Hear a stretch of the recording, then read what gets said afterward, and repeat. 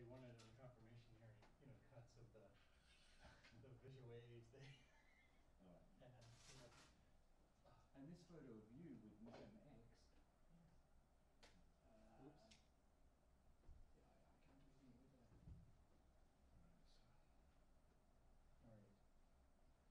We do have about half hour. Yeah.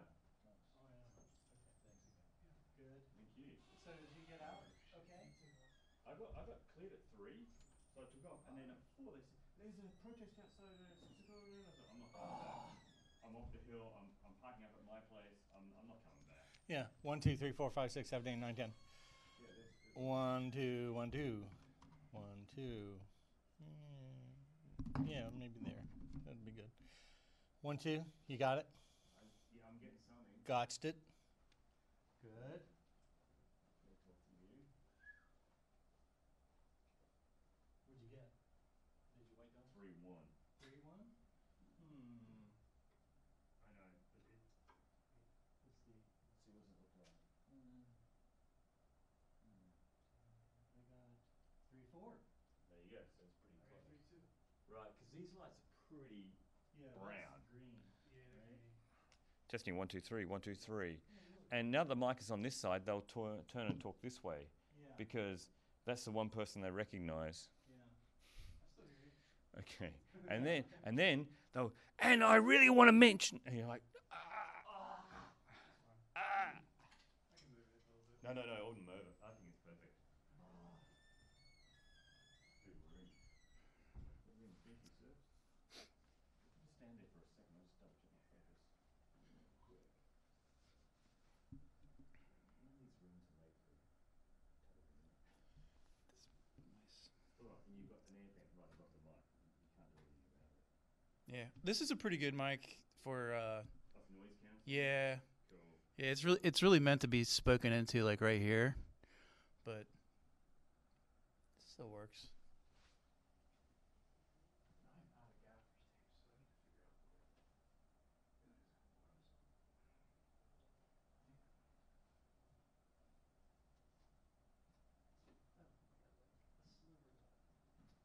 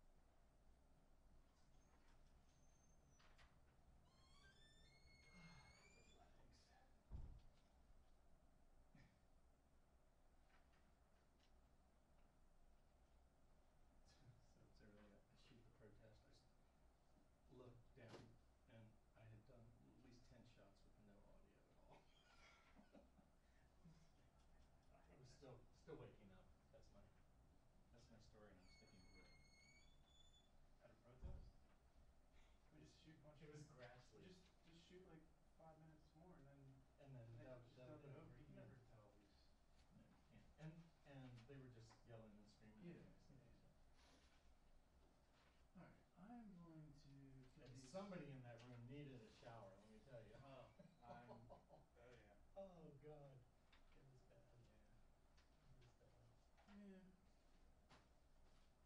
Well, and plus they're probably a little nervous. When they left out the I'll street. close my window. The, You're the, uh, They're like, oh, we're gonna get arrested. the little boy behind the counter was shaking.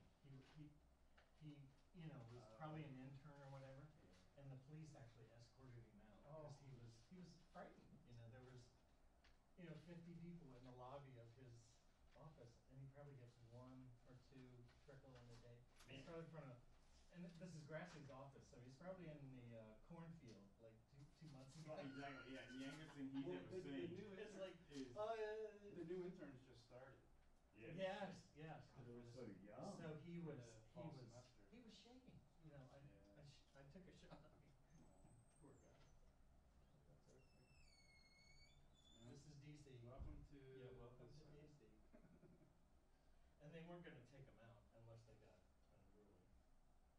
The protesters? Yeah, they don't mess with him anymore. Hello. Here we go. Oh, it was. What? Oh, 30 minutes? Oh my God. Oh, for crying out loud. Hey, wait till you see the chanting women. There. All right. Oh, that's right. 20 seconds. You'll see it. Yeah, you'll see it in a second. All right. Well, have fun. See you, bye. What are they chanting now? Let me see.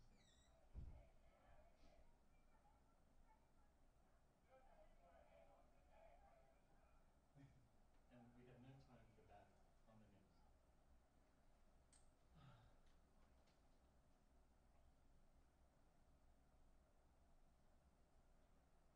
There's 40 people and 20 cameras. Hmm. Yes, no problem. No, I'm at an event.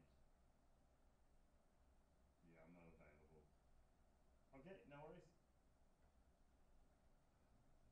No worries. See ya. Bye.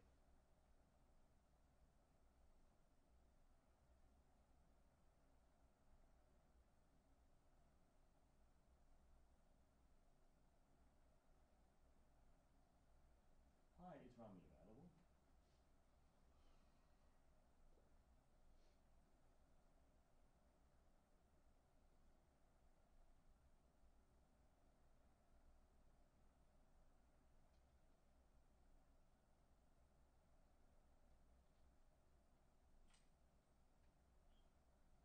Rami, thanks for sorting out the A7 camera.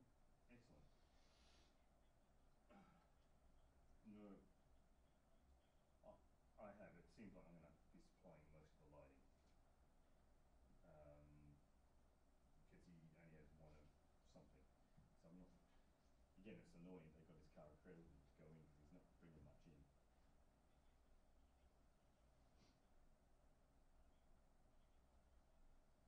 I know, but I would have, if I'd known in advance, I would have pushed for Tucker's car. No, I know, because Neil's not got much to bring in, so whatever, we'll make it work. Yeah. Okay, thanks for that. And when do you know what time we're having to go in tomorrow morning? I haven't got any details.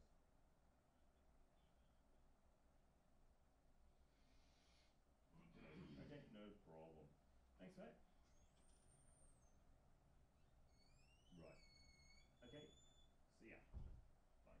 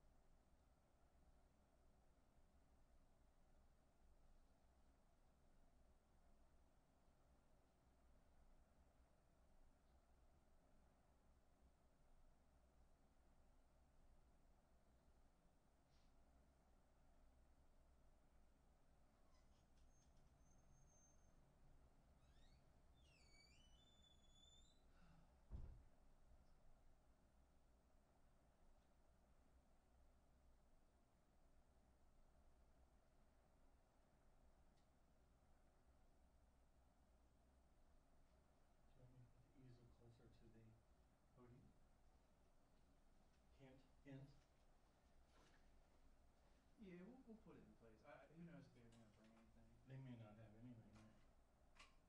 Right. An angle towards the cameras. Okay. To be blocked by every head in the room. Yes. Yeah, sorry.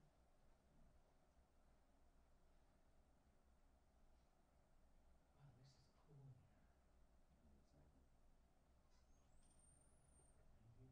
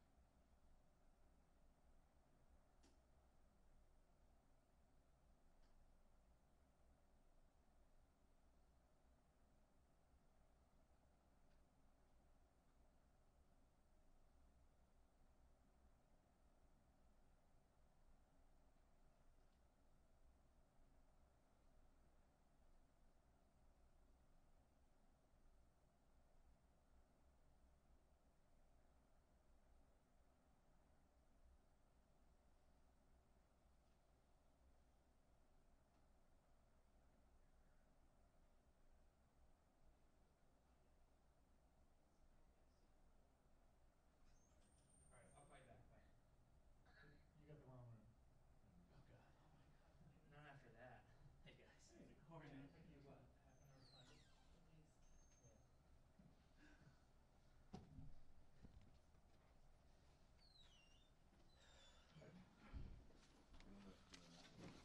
At least.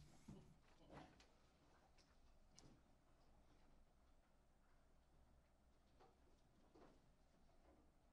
You almost doing that one. So how bad do you think parking is going to be tomorrow? So you want to put that on the podium? Yeah. Are we still going to? I'm thinking about taking help. Yes. Taking an Uber home. And I'm willing to bet. Becoming one of the problems. Yeah, exactly.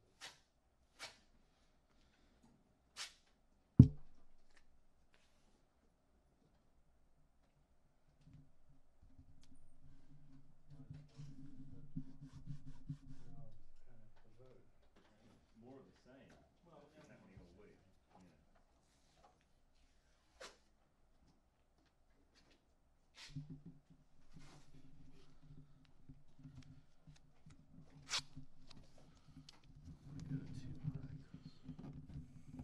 My boss. Should be okay.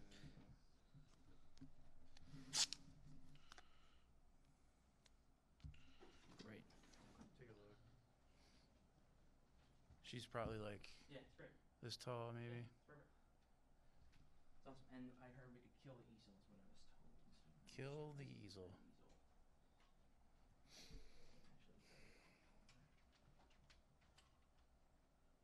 Actually, very popular. I need to go help find people.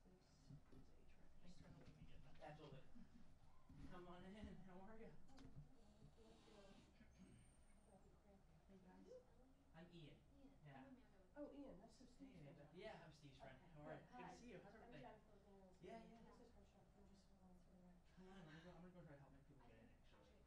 Oh, great. We Tommy Bounty. How are you?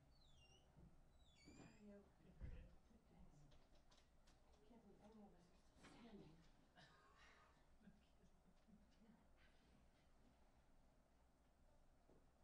No kidding. Yeah. And I didn't even have coffee today. You know what's so funny you say that? I was going to the office today because I've been cutting straight, covering all this stuff for the last 2 years. Mm-hmm. D-Day. I'm not doing this anymore. So I get there, I get myself a nice pizza, with this fruit, and I get in and she's like, I'm gonna go to this restaurant because I don't know how to get to the condo. And I just left it on the desk. I should have brought it. They don't let you bring it in, so Yeah, I had to dump out my water bottle. it stinks. Yeah. And my almonds that I snack on. Jenna, this is Gregory Cohen. I'm doing a presser with the senators I'm rewired. on a 904 Levy circuit. Here's my card. Oh, great. Senator Murray, Duckworth, But our press Sweets. people are here. All right, I give you one. Yeah, it's nice. Yeah, it's like what we have to lose. Do you see me? Oh, okay. I don't think. Okay, 1, 2, 3. Do you hear it? Okay. Absolutely not. Yeah. Fantastic. Thank you very much. A bunch of your colleagues. Bye bye. I'm sure. I mean, our whole press team is here, so there are a Yes. lot of them anyway. I don't know Neryl's press team as well. I'm sorry? I said I don't know Neryl's press team as well. Oh,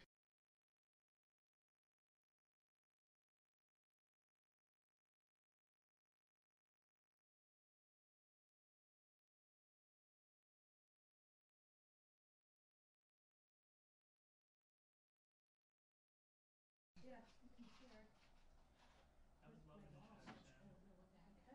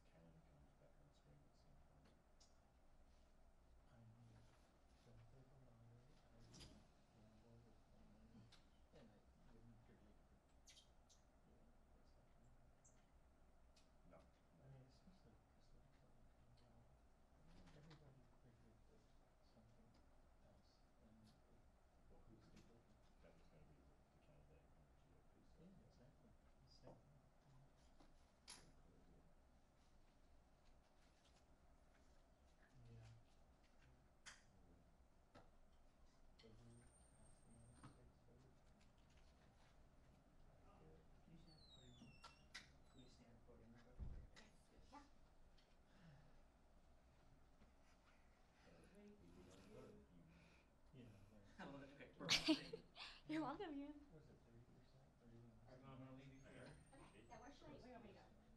Just hang right here. My son Yeah. does it. I give him shit all the time. In Australia, it's compulsory. It's 95%. Is it? Yeah. Hmm. They have a 95% turnout.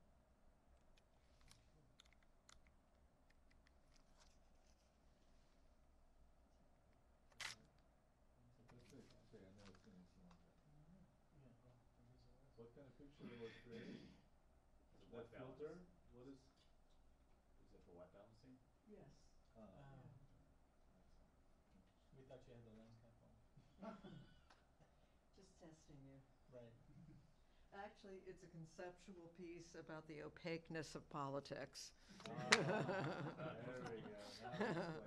That's what I told Melina yesterday in the Kavanaugh hearing. And she believed every word of it. But actually, it makes life a lot easier.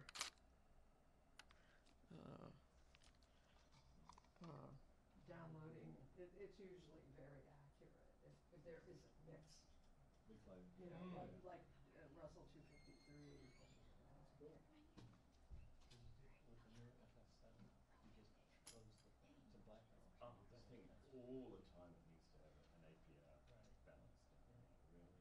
Right. Sony APR. Yeah. You change your lens, APR. Yeah, I was going through, I have a bunch of primes, and I was going through them, and this is the first time I turned the camera on. I said, this got it. And it was. What primes do you have? I got the Zine, they're Rocco, Working on that. 2450, 24, 35, 50, and 85. I was looking at buying some primes. I nearly bought the Sigmas. They hit the market last year. I looked for a while, of course, after I bought the guy in Baltimore was selling 7 Zeiss CP2 primes for 10 grand. Good. Well, you know they're in use. Yeah, Lots I know coming they're out. used, but No, you but know. there's new ones coming out that I think they're redesigning. They are. Oh, okay. I was in touch with Ducos lenses in LA. They're very helpful. And great Yeah. website. Yeah. But you come away I saw those too. lens Yeah. envy. Yeah.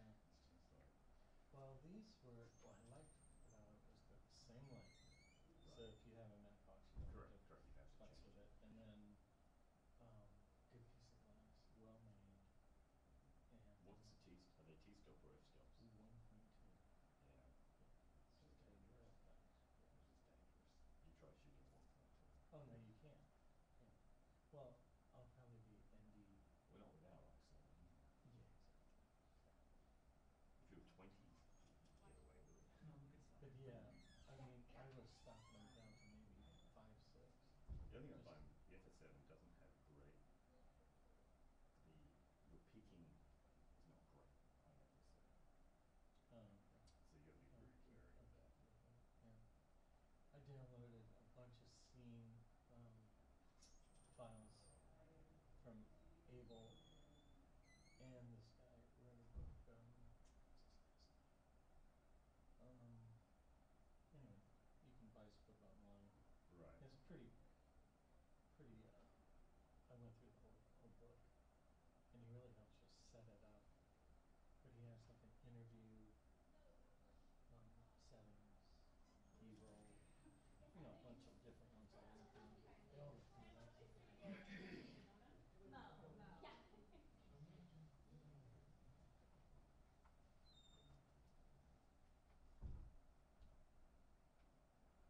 Any zooms with the camera?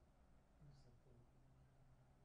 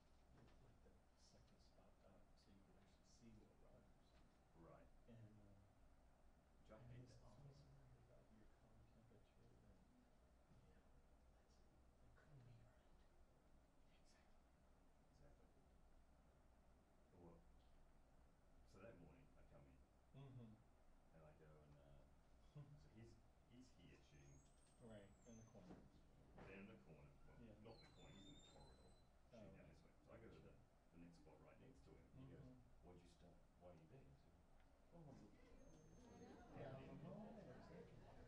You're in my way. Yeah. Cool. And it's hard too because he's blocking half the hallway. Yeah. I mean, but John was there. He would took up the whole corner, That's just miscellaneous. including the money. No. Here, Not.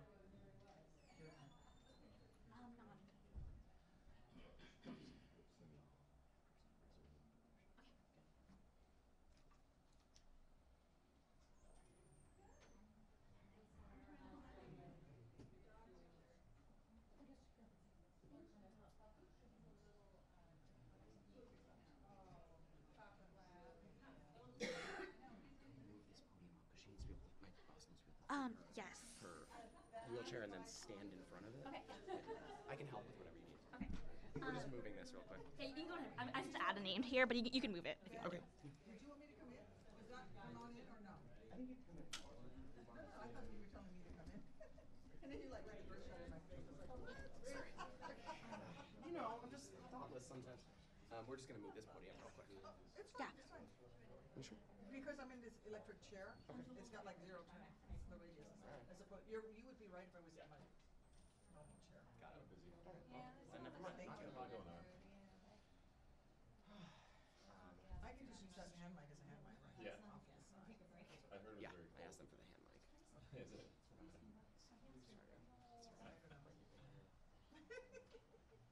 Stop being a bad aide. No.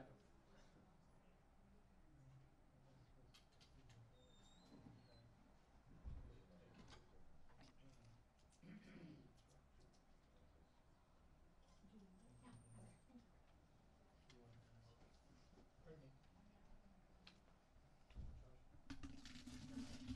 Not quite good enough for that. It's Senator Ferguson.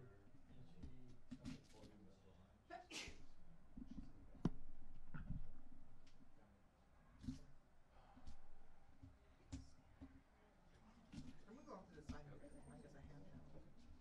Are you okay? So Yeah, right. to go on this side, or are you gonna go? I'll go on the side of it. Okay, thank you. All right. You're second here, so. Okay, I'm gonna come over on that side because I'll do the. Okay. Give me what I'm supposed to know.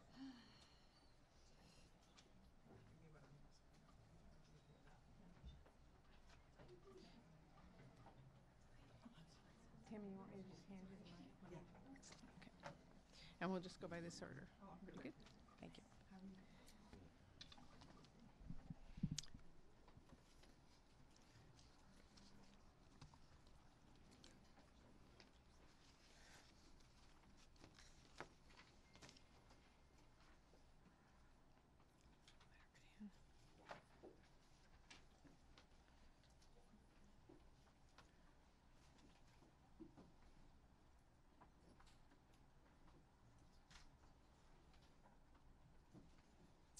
Okay, well, good morning and thank you, first of all, to all the organizations who helped set this up, and especially to all the women who are joining us today to speak out and tell their own story about what the right to safe, legal abortion has meant for them. Today, Senate Republicans are continuing their mad dash to try to confirm a judge to the Supreme Court who would roll back women's rights, a judge who was vetted by far-right groups and nominated by President Trump to keep his campaign promise to overturn Roe v. Wade. We are not about to let this country forget what it was like in the dark days when women did not have the right to make their own decisions about their own bodies, which is why we are standing up and speaking out and sharing stories about what the right to safe legal abortion has meant for so many people. Like many men and women across the country, I remember life before Roe. I was in college. A close friend of mine went out on a date. She was raped and she got pregnant. She did not know where she could turn for a safe abortion, and she didn't know if she could afford one. Instead, she ended up getting a botched procedure which left her unable to have children the rest of her life. I saw my friend hurt and frightened, alone, and unable to get the care she needed because someone else's beliefs mattered more under our laws than her health and her future. That impacted me a lot and has stayed with me to this day, and her story is one of so many. I've heard from women and men across the country sharing their own stories. Stories from before Roe, from women who had to seek out back alley abortions, women who received poor care and faced botched procedures, women who ended up unable to have children, women who died. And I've also heard stories from after Roe v. Wade. Stories like those of the many women who shared the difficult decision to end a pregnancy due to a medical complication, or who sought out an abortion after being raped, or the woman who shared her decision to seek an abortion as she separated from an abusive partner, and the many women who felt it was not the right time for them to have a child for any number of reasons, whether they were focused on pursuing their education or furthering their career or caring for their family or doing what is best for them. Like the single mother of two who wrote to me about her decision to get an abortion shortly after she managed to move her family out of a homeless shelter. And like the brave women here today who will speak in just a moment to share their own personal stories. Women and men across the country are sharing these deeply personal stories because they want to be sure there is no question about what is at stake here today. Women's rights are at stake. Their health is at stake. Their economic security is at stake. Women's lives are at stake. We know why President Trump nominated Judge Kavanaugh. We know why far-right groups are cheering this nomination. We know why extreme Republicans are rushing as fast as they can to try and get him confirmed. They are dead set on locking in a fifth vote to the Supreme Court to overturn Roe v. Wade. We are not about to stand aside and let them roll back women's rights. We will not be still. We will not be silent. We will not go back. We will stand up. We will speak out. And we will share our stories and lift up the stories of others and make it absolutely clear how much is at stake for families across this country in this Supreme Court fight. I'm very grateful to the women and men who are gathered here, especially for their courage in sharing their stories. And we want them to know we're going to keep fighting with women around the country to make sure we don't move backward on women's rights in this country. Now, before I close, I do want to comment on the new document that has been sealed by Republicans and just came out. Judge Kavanaugh has been pretending he would not overturn Roe v. Wade by hiding behind the idea that it's, quote, settled law and, quote, precedent. That's what he has been saying in his hearings so far, and he's hoping that will fool women across the country into thinking their rights and freedoms are safe. We know that is not true. A ruling, even as important as Roe, is settled law and precedent only until someone like Judge Kavanaugh and 4 other ideological justices on the Supreme Court vote to overturn it. This new document confirms our worst fears. In 2003, when Judge Kavanaugh was working in the White House, he received an email containing a draft op-ed defending President Bush's court nominees, which said, quote, "It is widely understood, accepted by legal scholars across the board that Roe v. Wade and its progeny are the settled law of the land." When Judge Kavanaugh saw that, he objected. He didn't think that was true. He wrote back, and this is important, I quote, "I am not sure that all legal scholars refer to Roe as the settled law of the land at the Supreme Court level, since court can always overrule its precedent, and 3 current justices on the court would do so." End quote. So, to be very clear, Judge Kavanaugh personally highlighted that precedent can be overturned. And he was literally counting the number of judges who stand ready to overturn Roe v. Wade. It was 3 then. It is 4 now. Judge Kavanaugh will be the 5th on the bench, and Roe v. Wade will be overturned. We knew it before. This new document absolutely confirms it, and women everywhere should be concerned. And it leads to another question on the minds of many of us. What else are they hiding? What else is in these documents that only a few have been able to see? And that's why we're having this conference today. It's why it's so important that we speak up and speak out. So I'm delighted to be with so many people today who are going to address this. And we're going to start with Tammy Duckworth, who's been an amazing voice on this. Thank you, Senator Murray, and thank you all for being here today. I'm here this morning because this Supreme Court fight will define our country's future. It will decide the rights that we and our children will have for generations to come. I am someone who depended on Planned Parenthood when I was in college for basic checkups. I needed a checkup in order to get a job, and I had no money, and that's where I went, and Planned Parenthood was there for me. I'm also a mother who for years, in fact over a decade, struggled with infertility as a result in part of my military service, and was able to conceive my 2 children only via IVF. The protections under Roe v. Wade have allowed us to reject things such as personhood amendments, which would make IVF illegal. Personhood amendments have been defeated time and again because of the protections afforded under Roe v. Wade. So Roe v. Wade, yes, it is about a woman's right to control and to have access safe and legal abortions, but it is also about my right to have my children, to be able to grow my family. And my own fertility doctor said, if Roe v. Wade were overturned and those protections were no longer there, then the simple act of implanting fertilized embryos could be considered manslaughter, knowing that some of those embryos would not take and that they could not do their jobs as fertility doctors. This is what we're talking about. We're talking about a woman's right to control her body, make medical decisions with her doctors, and do what is right for her and her family under her own decisions and with her own religious traditions. And so this fight over the Supreme Court, yes, it is about access to abortion, but it is about so much more as well. I'm also a woman of color and with several pre-existing conditions at that, which means I'm exactly the kind of person whose health,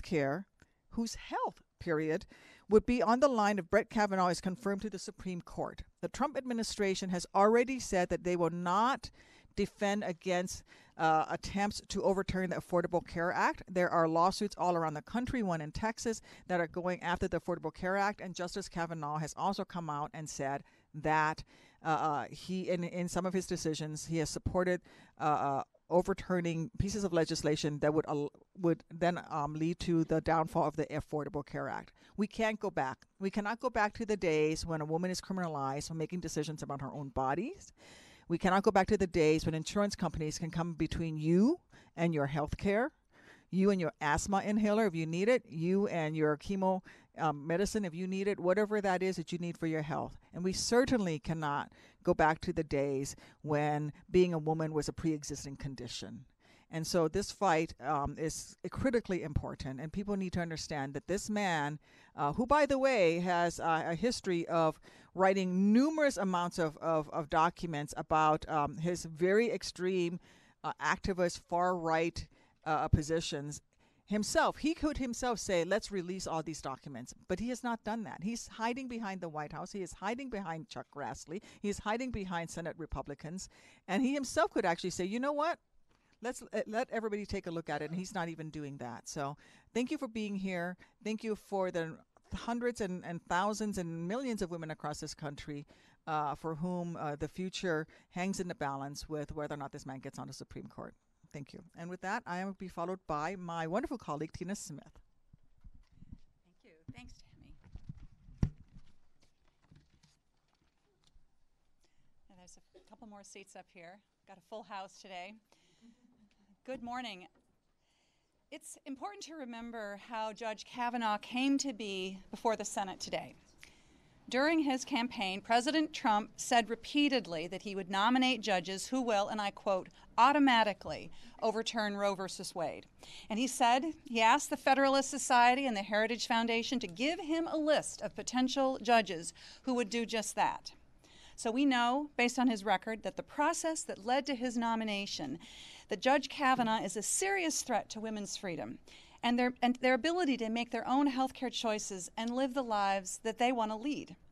So the stakes are high. President Trump believes that he can count on Judge Kavanaugh to cast that decisive fifth vote to overturn Roe versus Wade. And this, despite the fact, as Senator Murray said, that Roe has been settled law for 45 years.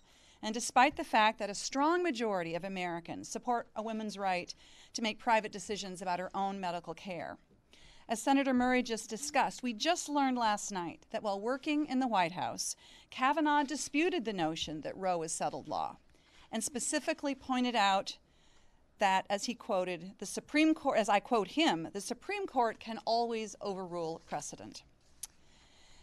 As a United States Senator, I stand before you today, but I am also a woman who has served as a volunteer and an executive at Planned Parenthood in my home state of Minnesota. And I know that the right to access safe, and reliable reproductive health care has a profound impact on the lives that women lead. I've seen this firsthand. I've seen how women can't have economic security if they don't have the freedom to decide for themselves when and how to raise a family. I've seen that deeply personal decisions that they make influences a woman's choices about whether they go to school or buy a house or start a new business. And I trust women to make those decisions for themselves. Women do not need the government looking over the shoulders of their physicians in the examination room, telling them what to do.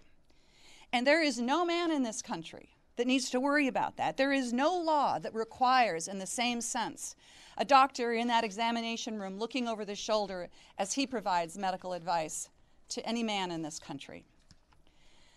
But if Roe v. Wade is overturned, there are 22 states poised to take those private personal decisions away from women and put them into the hands of Republican-controlled state legislatures. 4 states, Louisiana, Mississippi, and North and South Dakota, have laws that are designed to ban abortion right away if Roe is overturned.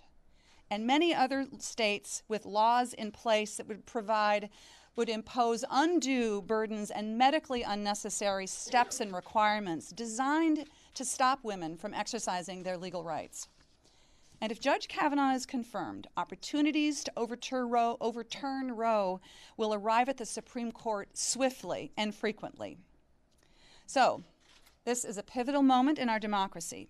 If women lose the freedom to make these decisions for themselves, they lose the opportunity to control their personal lives, their families, and their economic security.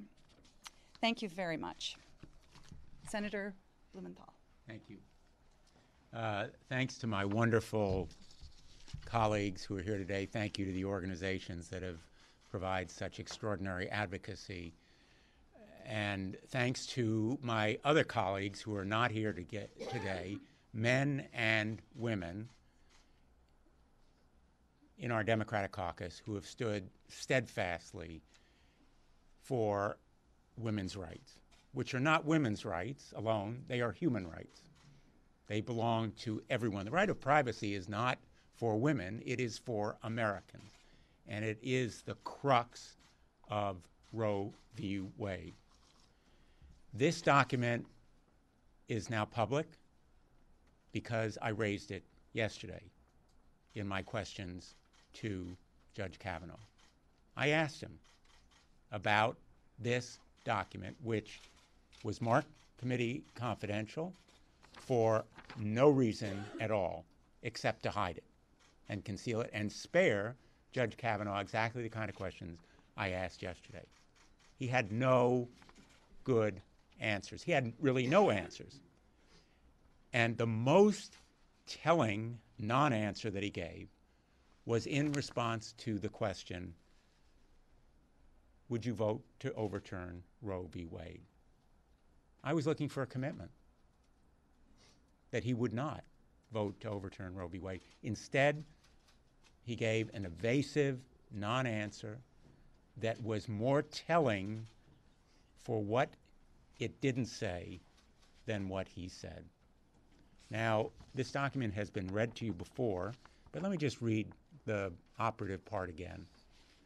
I am not sure that all legal scholars refer to Roe as the settled law of the land at the Supreme Court level, since the court can always overrule its precedent, and 3 current justices on the court would do so. And then he goes on to say, the point there is in the inferior court point. What he's saying there is that Roe is settled only for inferior courts.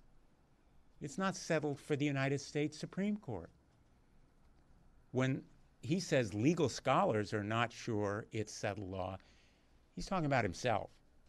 Not that he's a legal scholar, but that there is a reason that he would think that Roe v. Wade can be overturned. There's no need for legal scholarship here. The signs and the signals are plain. And I went over them in my questioning yesterday. That list didn't include him in May of 2016, the Donald Trump list of prospective appointees, because Donald Trump had a litmus test. It included him in October of 2017, November of 2017, because in October of 2017, he did his dissent in Garza, and he had bumper stickers for his campaign. I referred to them yesterday as bumper stickers. Abortion on demand, existing Supreme Court precedent. These were clear signals to the Federalist Society and the Heritage Foundation. I'm your guy if you want to overturn Roe v. Wade. So we're not dealing here with a hypothetical or a fantasy or imagination. This threat is real.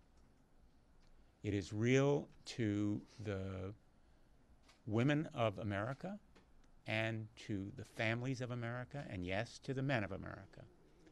And it has personal meaning to me because I was a law clerk to Justice Harry Blackmun in 1974, the year after Roe v. Wade.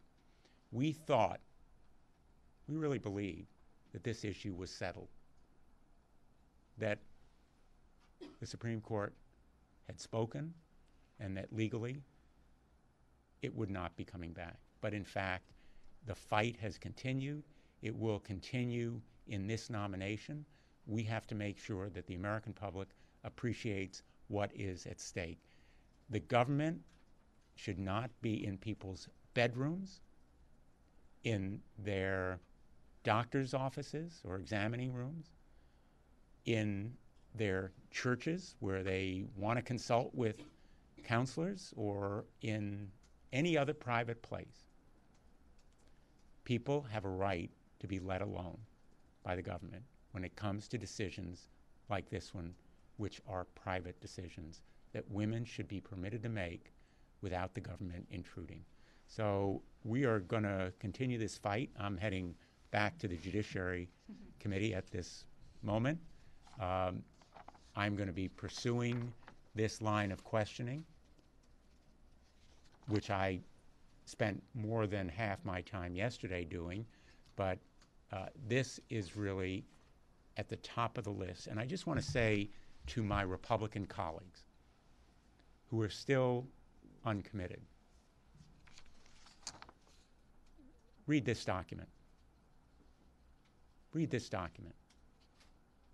And then tell me that Judge Brett Kavanaugh has been candid with you. In those private meetings in your office, did he tell you about this email? Did he tell you that legal scholars don't necessarily regard it as settled precedent? Did he tell you that there are justices on the Supreme Court who would reverse Roe v. Wade? Did he tell you that he will not be one of them? Did he make the commitment to you that he refused to make to me? I don't think so. That ought to be a factor in your vote. We know who you are. We know what the right thing to do here is. Be on the right side. With that, I'm going to introduce Don, who is going to speak. Don, if you want to come up. Good morning. Thank you all. Thank you, senators, and our storytellers and sharers here. We so appreciate it. I'm Dawn Legans. I'm the Executive Vice President of Planned Parenthood Action Fund. You know, we watched for over 12 hours yesterday as Brett Kavanaugh was given at least 12 opportunities to give a straight answer on Roe v. Wade and access to safe legal abortion. And just as we expected, he dodged every single time. He hid behind facts about previous cases on abortion, but he never gave Senator Blumenthal or the other senators or the public any insight into his own thoughts on those ideas. He claimed over and over again that Roe is settled law and even called it precedent upon precedent. But these alarming new documents, that alarming new document, shows that all those words are meaningless to Brett Kavanaugh.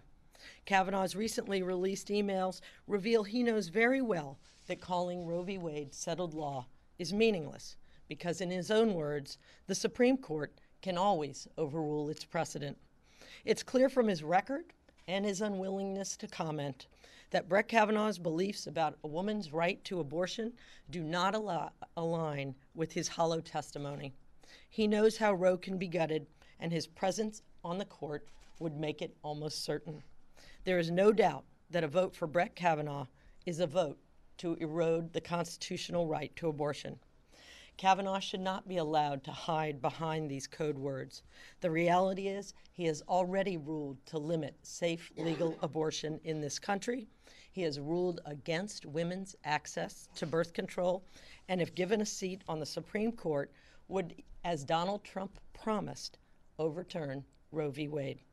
This isn't theoretical.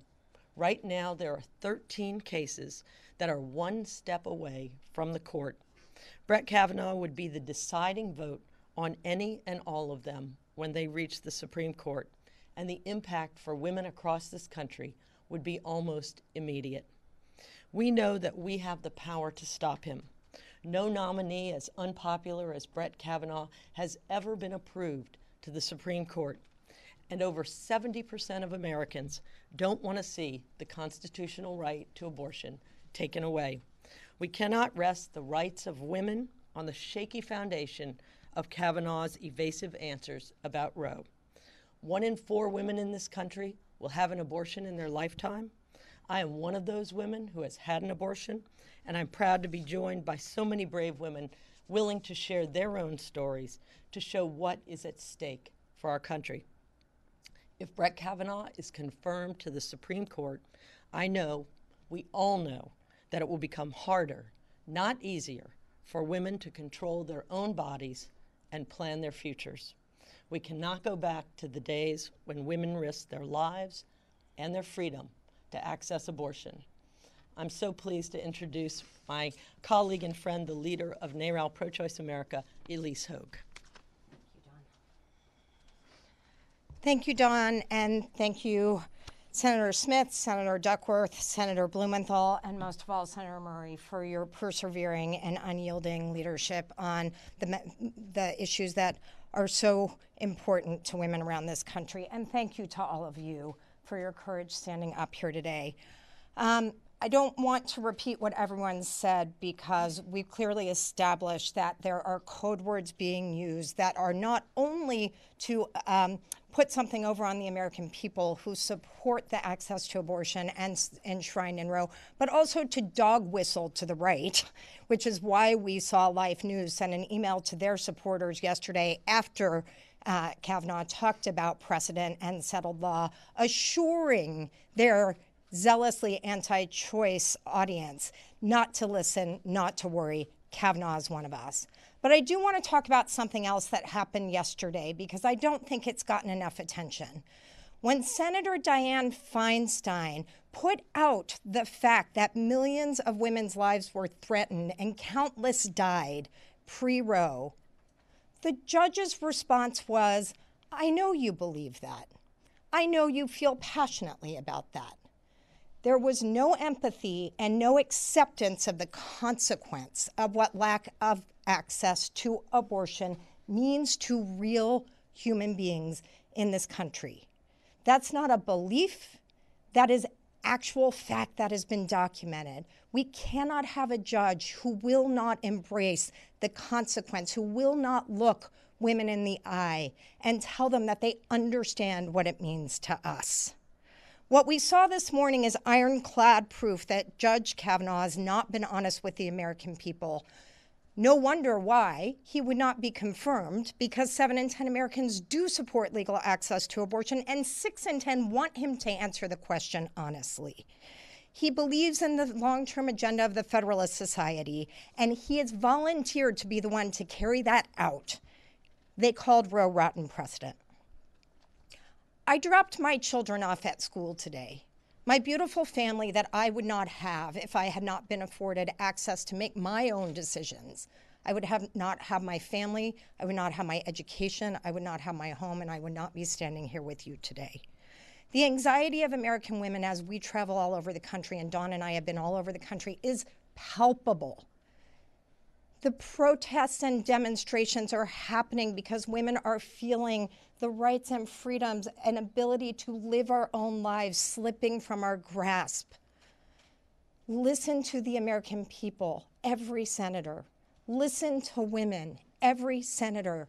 And please examine your conscience and put what's right, put patriotism above your party.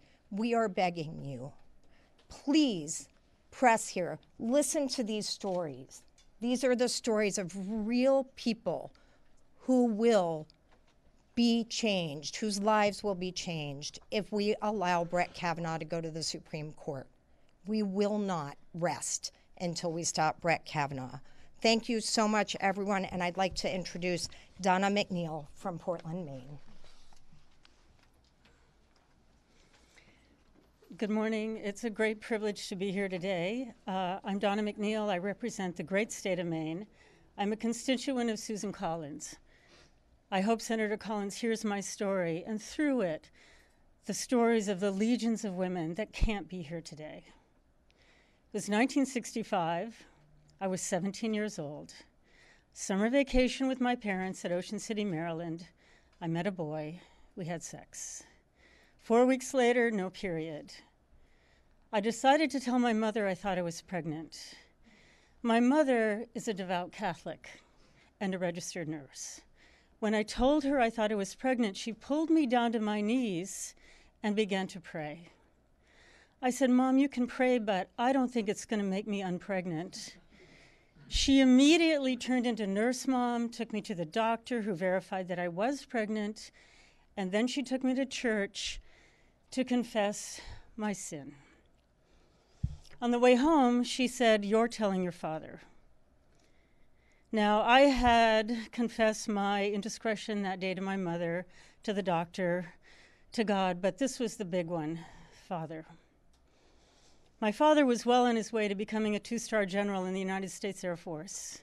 He had done everything to raise me well in every regard. We had rules in our house for everything, how to walk, talk, sit, stand, answer the phone, everything. When I would come home from a date, my father would be waiting for me to make sure I had arrived safely. I knew I was about to disappoint him greatly. My father came home that evening and sat down on the couch with his newspaper, and I sat down next to him. "Dad, I have something to tell you." "What is it?" "I'm pregnant." Swooping into military action, he says, "How can I help you?" That's all. No lecture, no condemnation, simply and profoundly, "How can I help you?" "I want an abortion," I said, realizing I just asked my father to become a criminal. "I'll arrange it." This straight arrow, Republican, jet jockey, defender and protector of freedom had just offered to commit an illegal act and pay a bunch of money to give his daughter the best possible future. The next week, we were driving to Baltimore, Maryland. We met the providers in the parking lot of the Howard Johnsons. There, my father paid half the money, and I got into a car with 2 strange men, and I was blindfolded. We drove for about an hour into the countryside to an abandoned farmhouse.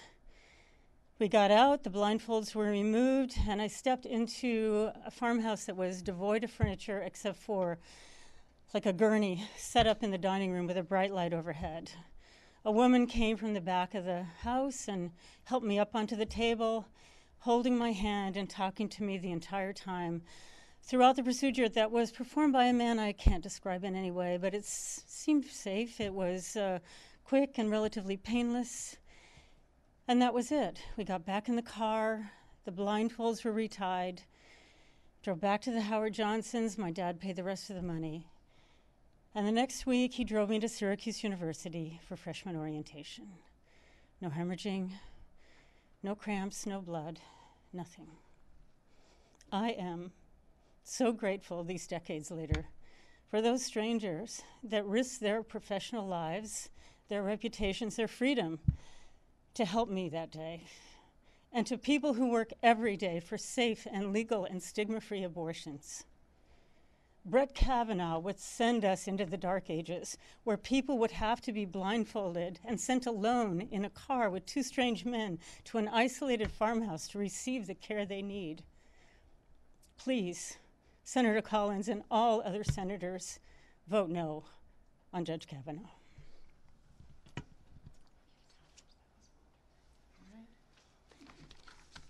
Good morning. My name is Jasmine Clemens, and I am one of the millions of women who's had an abortion. By the time I had an abortion, it had long been safe, legal health care in this country, but I had to overcome numerous and too many obstacles to exercise my constitutional right. I'd been on birth control for years, but as we all know, nothing's perfect, and I got pregnant. I was in my early 20s, working in retail, living in Florida, thousands of miles away from my family. And my partner and I were in no way ready to raise a child together. I didn't even know what I wanted my major to be. So there was no question what I needed to do. So my first call was to my gynecologist, my primary care physician. But when I asked the nurse for recommendations for where I could get abortion care, all she said was, "Dr. So-and-so won't help you with any such thing." It's my doctor. So that's strike one. So then I located the only abortion provider in town, only to find out the cost was basically as much as my rent. Strike two. So at this point, I still knew that I needed an abortion, but I was running out of options. Then out of nowhere, I saw a sign on campus that said, "Pregnant, need help?" Bingo, right? Seemed like I was gonna get my help. So I stopped by the address on the sign, and a woman sits me down in a room and began asking me all kinds of questions. Where are your parents?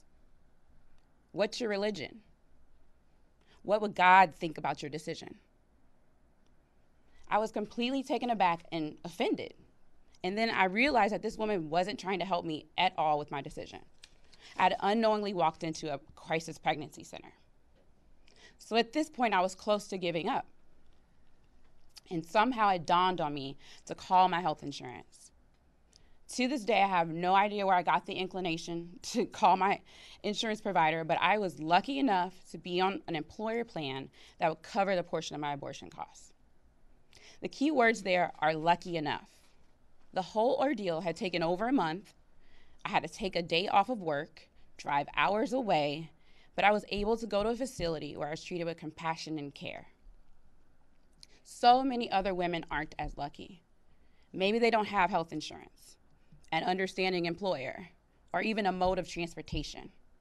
If I had lacked any one of those things, I wouldn't have been able to make the best decision for my body, for my life, for my future.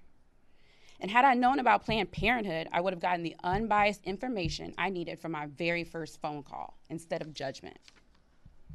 No one should have to go through the hoops that I did just to get the health care that I needed and deserved.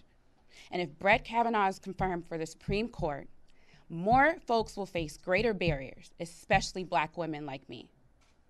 And we can't let that happen. That's why I'm here today. That's why all of us are here today. Because Kavanaugh can say whatever he wants at this hearing, mention precedent, but when it comes down to it, his actions speak louder than his words this week. Time and again, he's acted against women and against our autonomy, and we know that he does not care about us, and we will not be fooled. So please stand up, speak out, and let's stop Brett Kavanaugh.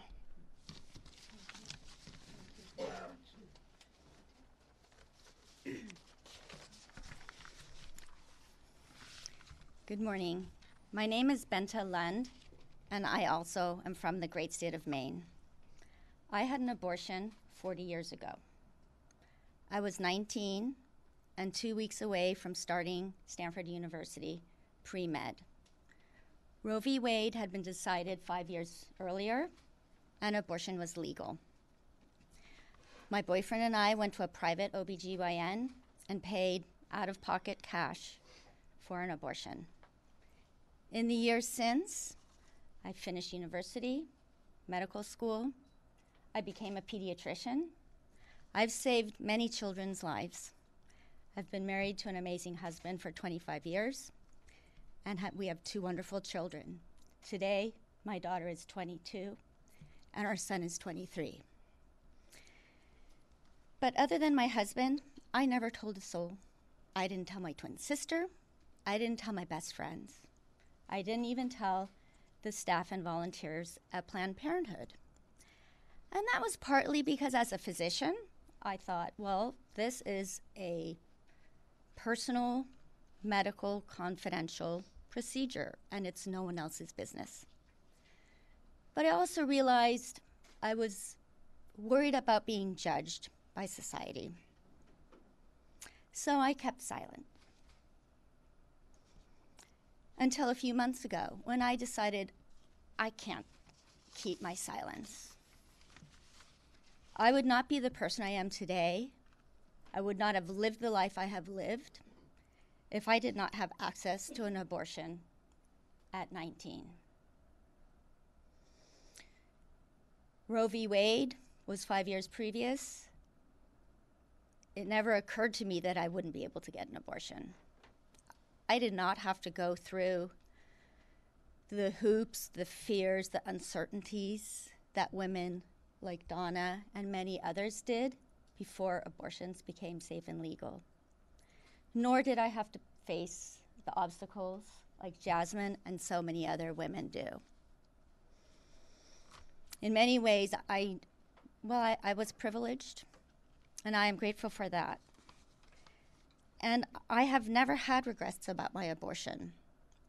I know it was the right decision for me. But now I am terrified that under Brett Kavanaugh, we will live in a country that my children won't have a choice if faced with an unwanted pregnancy. This is a lifetime appointment. I can't imagine someone else, especially government, telling me how, taking control of my body and not letting me plan my own future. The threat is real, it's urgent. It's why I decided to speak out and share my story. It's why thousands of us are. Because we want to live in a country where we can control our own bodies, make our own medical decisions, where abortions are safe, legal, and stigma-free. So I am greatly appreciative of the senators here today and others, but I also ask other senators, Republican senators, and I especially ask you, Susan Collins, to please stand with us. Vote no on Brett Kavanaugh.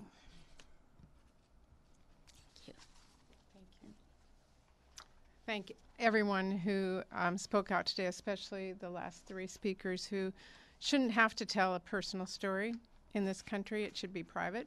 It should be something they only have to share with those they seek to.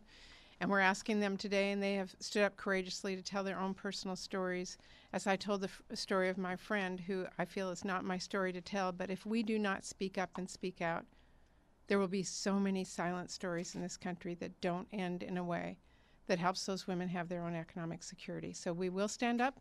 We are speaking out. We cannot be silent. So thank you all for being here today.